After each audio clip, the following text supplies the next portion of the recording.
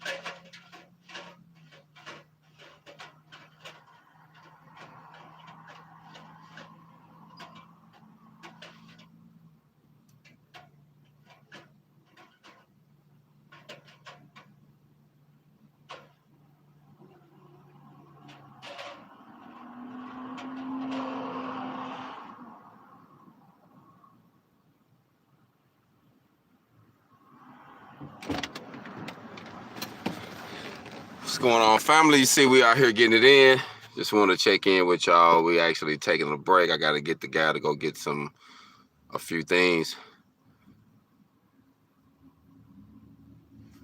Thank you, man. No problem. I feel like that's what we have to do. We have to lead by example, and I want to encourage others to actually gain skills, to actually gain welding skills or carpentry skills or metalworking skills or plumbing, whatever the skill is. I think that it's important that we obtain skills, and those skills can actually be turned into a business. That's why we say all the time, turn a trade into a business. So, but we have to be encouraged. And a lot of times growing, I remember when they made the computer field the field to go in. Everybody was seeking computer jobs, computer skills, computer this, and I know a lot of people who got computer degrees that ain't even doing nothing with them. I know one lady in particular, and people waste a lot of time on education, which you need education, but you need application too. You have to apply what you know. That's what makes it so valuable. If you just gaining information and never applying it, it's useless. That's like someone giving you some valuable information to save your life. You don't use it when it's time to save your life, then that wasn't wisdom. It was just knowledge. And knowledge is vain. Knowledge is vain without wisdom, without application. You know, just to know something is cool. It can puff your head up. Oh, yeah, I know this. Oh, I can tell you all these words. Yeah, I can spell real good. But what are you doing with it? Are you making any money? Are you living financially free? And you can. We just have to break the mentality of the system, man. The system has screwed us so much, we feel like the only way we can get to what we're trying to get to is by utilizing the system or using the system. So I think that's very important. Excuse me, I got a couple calls. I'm gonna have to fall back and answer a couple calls I got that I've been waiting on a few people to reach out to me. But before I do, like I say, I just think it's important that we utilize what we got, that we, you know, do what we can to make things happen. You know what I mean? I think it's very important now in 2021, like everything around us is showing us that it's all about independence. It's all about utilizing what we got. It's all about thinking outside the box. You know what I mean? Literally. And I showed that cord on there on that welder that I got for those who want to know what welding machine I'm using right now. That is actually a 220 180 machine. It can weld up to 1/8 inch. Actually, a 140 is good for doing these type service jobs because 140 can weld up to 5/16 with flux core, and 9 times out of 10, that's what you'll be using out here. Normally, nothing is heavier than a quarter, 3/16 or 1/8 inch. Normally, in the field doing basic stuff, you're gonna be using 1/8 inch, 3/16 gauges type material, 14-16 gauge. So having a 140 machine. So for those who have been thinking about, hey, which one can I get to kill a couple birds in one stone? If you can't afford the 180, I got a deal on the 180. Actually, my 180 cost me a little less than the 140 because, I believe in finding good deals. So I found a guy that was in the bind that bought a new machine, and that's like over a $700 unit, new. I got it for $400. You know what I mean? So I think it's all about networking, knowing what you need though. And I found a guy with a small welder, and I tried to hit him up. He had a small 140, and he had it for $200. And I thought it wasn't real. You know how you see them deals? You're like, man, is that real? And by the time I hit him up and really checked on it, he had already sold it.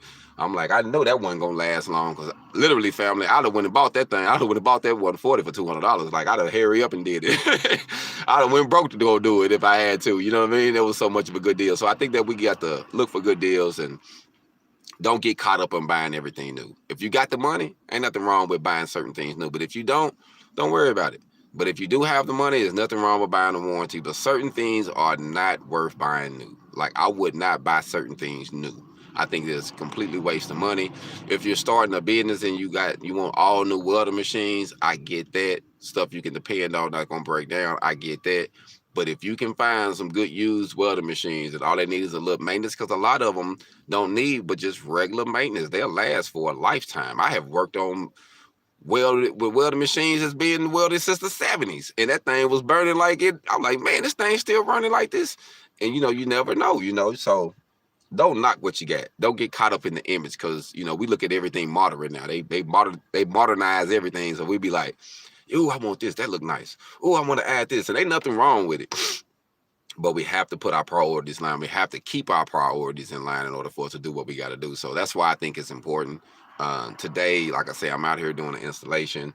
We just finished up the hard part, so to speak, which is now all we're going to be doing is putting the sheets on and then doing some trim. He might end up putting some sheets on the side of it like some of the other buildings, but this is actually just a canopy.